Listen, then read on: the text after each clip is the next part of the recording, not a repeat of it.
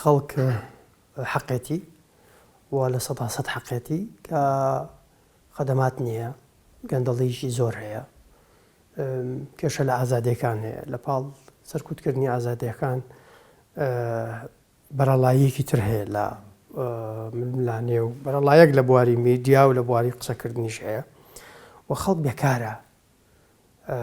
حکم لە عێراقا بەرەو حکمی میلیشیا دەچێت. خەڵک لە هەموو ئەمە ناڕازیە، کارەبای نییە، ئاوی نییە، شتی نییە، حەقێتی و بڕژێتە سەرجادە. ئەمە دیوە بنەماییەکەیەتی. بەڵام ئەمە لە تەوقیتێکا ڕۆدا کە مەنتیقەکە بە هەڵچوون و داچوون و دووبارە ڕەسمکردنەوە ململانیش ئیقلیمی و نێودەوڵەتیات تێپەڕێ و ئەو هێزە ئیقلیمی و دەولیانەی کە لێرە بەرژەوەندیان هەیە و دەرگیری یەکەم ساڵانێکی زۆرە بە تایبەتیش ئەتوانین بڵێن لە داگیرکردنی کۆیتەوە تا ئێستا ئەمانە بەیەکەوە لە ململانیان ئەمانە لە دژی یەکتر هەوڵەدەن ئەم ناڕەزایەتیانەی خەڵک بە هەموو دیوەکە بەکاربێنن. ئەمە معنای ئەوە نی ئەوەی دابەزیوەتە جادە خوا نەخواستە عەمیلە هەڵقە لە گوێیە جاسووسی فڵان دەوڵەت و فڵان دەوڵەتە، نا. بەڵام ئەم دەوڵەتانە دێن ئەمانە ئیستیسمارەکەن. بە نمونە ناڕەزایەتیەکانی بەهاری عەرەبی لە 2011 لە ئەخیرا ئەوەی ئیستیسماری کرد و توانی بەکاری بێنێ تورکیا بوو کە ئیشی لەسەرەوە کرد ئیخوانەکان لە مەسر انتخابات بەرنەوە و لە تونس و لە شوێنەکانی تر ئەگەر ئەوەی مصر درێژەی بکێشابایە بە طبیعەتی حاڵ لە ئوردنیش ئیخوانەکان انتخاباتیانە بردەوە. لە سووریا داعش و نوسرە بۆ ئەوە دروستکرا بۆەوەی ئیخوانەکان کۆنتڕۆڵی دۆخی سووریا نەکەن لە پاش ئەگەری ڕوخانی ڕژێمی ئەسەدەوە. ئەمە مەترسیەکی گەورەی دروست کرد بە تایبەت تەحالوفێکی ئیخوانی لە سەردەمی ئۆباما کە ئۆباما نەرمیەکی لەگەڵ ئیخوان و لەگەڵ ئێرانە هەبوو. تەحالوفێکی ئیخوانی ئێرانی تورکی ئێرانی دروست کرد لە دژی تەحالوفەکەی تر کە تەحالوفی عەرەبیەکانە بە تایبەت ئەوەی کە خۆیان پێڵن جەبهەی میان ڕەوی عەرەبی کە سعودیەکان و بەحرێن و ئیمارات و ئەوانن لەگەڵ ئوردن و مسر کە ئەمانە ئێستا وردە تەوەجوهێکیان بەرەو تەطبیع لەگەڵ ئیسرائیل هەیە. ئەمە جەوێکی دروست کرد ڕوبەڕووی ئەمە ببنەوە. انقلابی سیسی بەسەر حکمی ئیخوان لە مصر 20 ملیار دۆلاری تێچووە کە سعودیەکان و ئیمارەتەکان پارەکەیان تەمین کردووە. ئەبینین لێرەیە ناڕەزایەتی خەڵک لە مبارەک ڕەوا بوو بەڵام ئیخوانەکان و ئەردۆغان استیسماری کرد. دیسانەوە ناڕەزایەتی خەڵک لە ئیخوان کە بە انتخابات هاتبوونە حکم ناڕەوا بوو قبول نەکرا بۆیە سعودیەکان و ئیماراتەکان کاریان لەسەر کرد بۆ ڕوخاندنی حکوومەتی ئیخوان و مرسی و انقلابێکی سەربازیان بە سیسی کردووە و تەفویزی شعبیشیاندایە. ئەمانە بۆیە بە نمونە هێنمە بۆی ئێمە هەڵدەین لەم دۆخەی ئێستا تێبگەین کە خەڵک حەقێتی دابەزیوەتە سەرجادە و تا سەر ئێسقانیش ڕەوایە. بەڵام ئەطرافی تری دەولی هەن کە ئەم دۆخە ئەقۆزنەوە بۆ تەحقیقی بەرژەوەندەکانی خۆیان. ما خۆی ململانەیەک هەیە لەسەر نفوز لەم مەنتیقەیە. ئێران ساڵانێکی زۆرە لە یەمەنەوە لە عێراقیشەوە لە ڕێی عێراقەوە ڕێگایەکی دروست کردووە بە سووریایە منتیقەی نفوزی ئێرانی زۆر بوو بەرەو لاواز بوو نەچێ. لە لوبنان حیزبوڵڵا کۆنتڕۆڵی دەوڵەتی کردووە، دەوڵەت لەژێر وسای حیزبوڵڵایە. ئێران لە ڕێگەی ئەم ئیمتیدادە سەر ئەرزەوە دووشتی تەمین کردووە. یەک چۆتە سەر دەریای ناوەڕاست کە لەولاوە خەلیج نیوەی خەلیج هی ئەوە چۆتە سەر دەریای ناوەڕاست. دووەم بووەتە دراوسەی ئیسرائیل کە موقعیتێکی لە ململانەکەیە زۆر بە قووەت کردووە و ئەمە دۆخێکی دروست کردووە. مەترسی گەورەی لەسەر ئەمنی ئیسرائیل دروست کردووە کە ئەم مەترسیە لەسەر ئەمنی ئیسرائیل یەکێکە لە چەقەکانی ململانێ لەسەر تاسەری هەموو جیهانە، هەم بۆ ڕووسەکان و هەم بۆ ئەمریکایەکان و بۆ ئەطرافی تریژ لە دنیاە.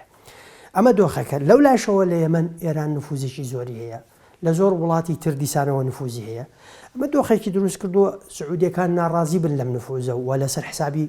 وەزعی خۆیان سیرێکن. سعودیەکان محاصر کردووە لە ناو دۆخەیە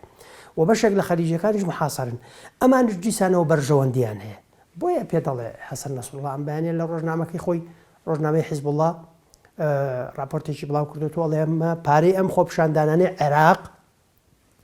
سعودیە تەمینی کردووە وە لە دوو مەرکەزی عملیاتی و ئیدارادرێن یەکێکیان ئەبوظەبی یەکیان سلێمانیە و لێرە ئێمە ئەبێ زۆر بە وریایی مامەڵە لەگەڵ ئەو دۆخە بکەین بە بیان و نەدەین بەدەستەوە دۆخی هەرێمی کوردستانی شتێک بچێت دۆخی هەرێمی کوردستان لە دۆخێکی یەکجار ناسکە زۆر ترسناکە ئەگەر وریان نەبین دووچاری کارەساتی گەورە ئەبین بێ زۆر بە وریایی مامەڵە لەگەڵ دۆخەیە بکەین ئەو پرسیارە ئەفترازیەت دقیقە چونکە دوولایەنەیە کاریگەریان لە یەکەیە هەم چۆن ئەوان دێن ئێستا ناڕزایەتی خەڵکە قۆزنەوە ڕۆڵیشان لە ڕێگەی سۆشیال میدیا و میدایەکی درێژ خایەن بە مایەوەیەکی زۆر درێژ ئەم ناڕزایەتیانە دروست کراوە مەسەلەن ساڵانێکی زۆرە محاولە ئەکرێ خەڵک متمانەی بە هیچ شتێک نەمێنێ پەلاماری هەموو شتێکە درێ جنێو بە هەموو شتێکە درێ سیاسیەکان هەموو خراپن پەرلەمان وە حکوومەت وە ئەم قسانە کە ئەکرێ ئامانج لێی لە دوا ڕۆژە دروستکردنی تووڕەیی و ناڕازایەکە بەرامبەر سەر لەبەری نظامەکە و بۆ ڕەتکردنەوەی دروستکردنی مووقفێکە کە سەر لەبەری نظام ڕەتەکاتەوە بەبێ ئەوەی بەدیلێکت بداتی ئەمەش وڵاتان کاریان لەسەر کردووە جیهازی مخابراتەکانی دنیا بە دیقەتیش لەسەر ئەمە ناکەن بە سادەیی ناتوانین ئەمە سێرکەین ئەمە ناڵێن مخابرات ئەمەیان دروست کردووە فەشەلی طبقەی سیاسی خەڵکی ناڕازی کردووە تووڕە کردووە بەڵام ساڵانێکی زۆرە جیهازەکانی مخابرات لەسەر ئەمە ئیشەکەن کاکە دنیاک سەحافیت هەیە بە ئاگایی و بێ ئاگایی من تیامی سەحافی ناکەم کە پەیوەندی هەیە بەڵام بە بێ ئاگا لە دژی دۆخەکە کە قسە ئەکا بەبێ ئەوەی بزانێ ئەمە چی لێ ئەکەوێتەوە بێ ئەوەی بەخۆی بزانێ لەو پەڕی دڵسۆزیەوە منتەڵەقەکەی دڵسۆزیە بەڵام بێتە بەشێک لەو ئالەتەی کە دەستگاکانی مخابراتی جیهان کاری تیاکەن خۆ نەخۆستەم کەسی تیام ناکەم بە ئەمالەت زانی دەستگای مخابرات کافیە بۆ ئەوەی یەک کەس بگرێت چوار قسە فڕێدا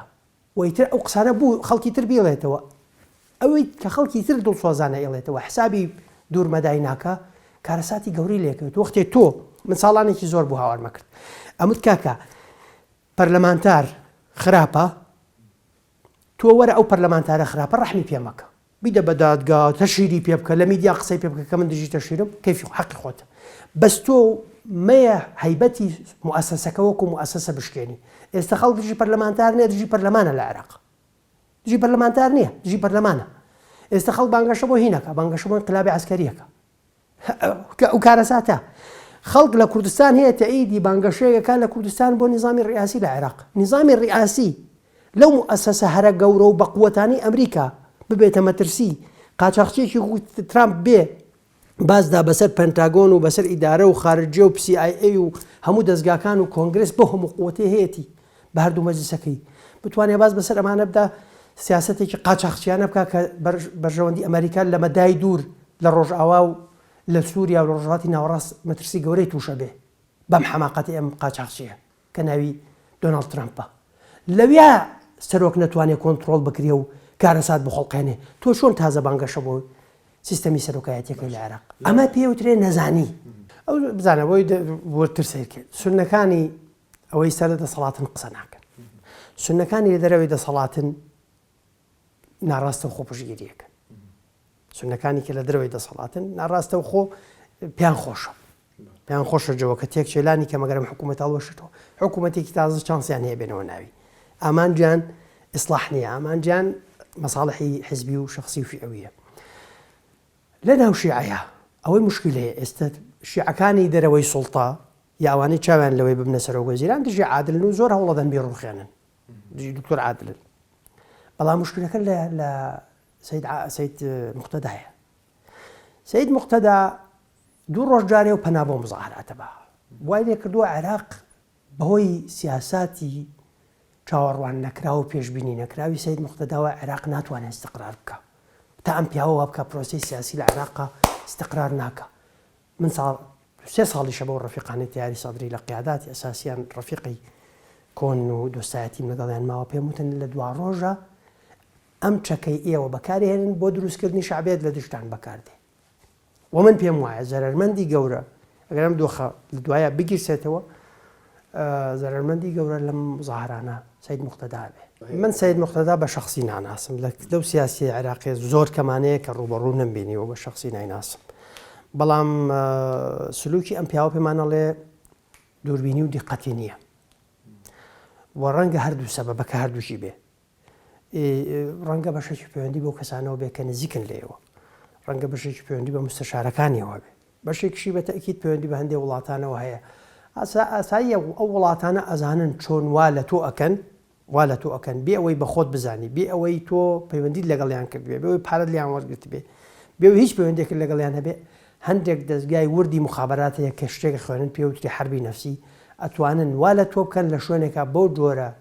سلوک بکەیت کە لە ئەخیرا لە بەرژەوە دیوانەکەوێتەوە. ئێران بەڕوونی دژی ئەم خۆپیشاندانان هەیە. ئێران بەڕوونی دژی گۆڕینی دکتۆر عادلە ڕوونە.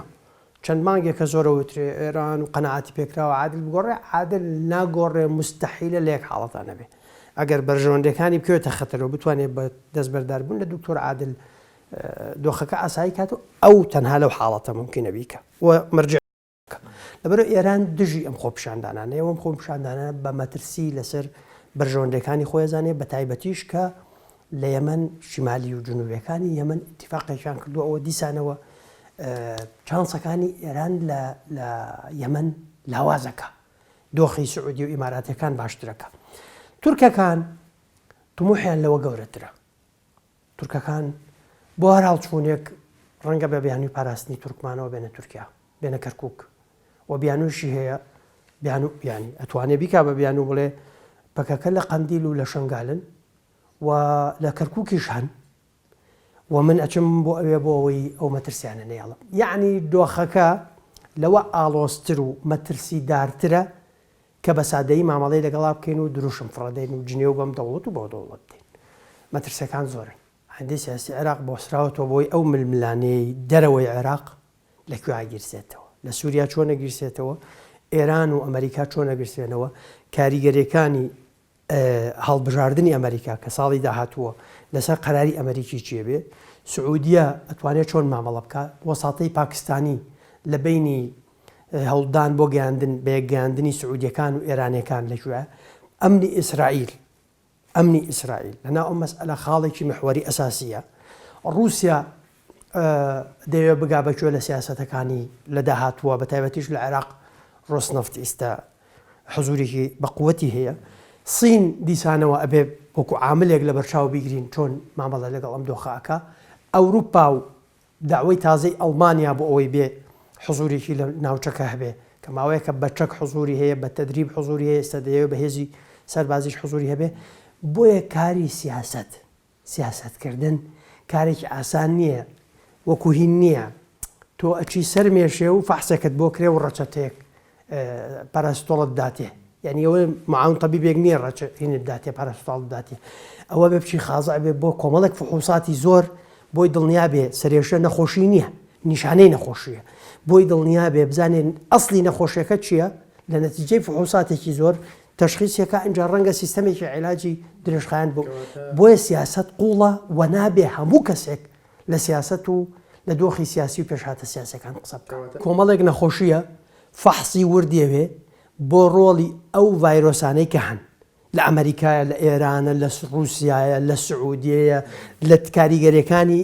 ئەمە کاتی خۆی من ناومنا دووبارە داڕشتنەوەی سیستەمی نوێی جیهان. داڕشتنەوەی سیستەمی نوێی جیهان یعنی تێکدانی هەموو شتێک و دووبارە ڕسمکردنەوەی هەموو شتێک. لەوەیە ئەگەرت هەیە ببی بە خاوەنی دەستکەوتی گەورە، ئەگەریشت هەیە ئەوەی هەتە لە ناو بچی. بۆیە زۆر مەترسیدار و زۆر بەدقت و زۆر دەبێت بە مەسئولانە مامەڵێتیا بکەی. فەحسی شاملە بێ بکەی، هەموو فەحسی شاملە بە تەبیبەکان ئەکرێ، بە هەر کەسێک ناکرێم بێم بڵێم سرێشەیەکی بڵم شەو باش نەخەوتوی فەسڵەکەی سەرمایە وانە. بۆیە نابێ هەموو کەسێک لە سیاست قسە بکە. ئەوانەی ئێستا لەم دۆخە قساکەن، لە دۆخی مزاهراتی عێراق قساکەن، دەبێت ڕۆڵی هەموو هەم هێزە ئەقلیمیانە بەیەکەوە بە وردی دراسە بکەن، ڕەبتی کەنەوە بەوەی ململانەکانیان نەگاتە کوێ، ئەوەی ئێستا لە سووریا ڕۆدا و لە ڕۆژاوای کوردستان ڕۆدا بەشێکە لە یاریەکی گەورەتر. ئەبێ بزانێ هەموو ئەمانە لێک باتەوە. پێم وتی نەتیجەی ململانەکە زانێ. ئەمە فاڵچێک پێ دەڵێ زانی 20 ساڵی تر بارانێک لافاوەکە بێ، ئەمە ئیشی فاڵچیە، ئیشی سیاسی ئەوەیە بێت دیراسەی هاوکێشەکان و بەڵانسی هێز بکات لە مەنتیقەکە و هەوڵدا دوای خوێندنەوەی ئەجندای هێزە فاعیلەکان لەسەر بنەمای هاوکێشە و لەسەر بنەمای بەڵانسی هێز و بەرژەوەندەکانیان هەوڵ بدا بیر لەوە بکات و ئەگەرەکان چین. کۆمەڵێک ئەگەر هەن، ئێمە دەبێت لە نەتیجەی خوێندنەوەی برد ئەو ئەگەرانە بناسینەوە بۆ هەر ئەگەرێکیش سیناریۆیەک پلانمان هەبێت چۆن مامەڵی لەگەڵا ئێران و ئەمریکا و ئەوانەی لە دەرگیرن ئەگەر لە شوێنێکا بەرژەوەندیان لەوە بێت تەفاهمێک بکەن لە لوبنانیش و لە عێراقیش کپە بێتەوە بە هەندێک لەو ئیسلاحاتانە ڕازیە بن کە